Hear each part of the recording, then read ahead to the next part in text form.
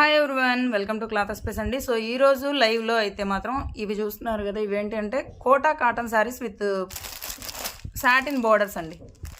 Quota cotton satin border saris అసలు most trending item. చాలామంది అడుగుతున్నారు కోటా శారీస్ కావాలి అని చెప్పేసి.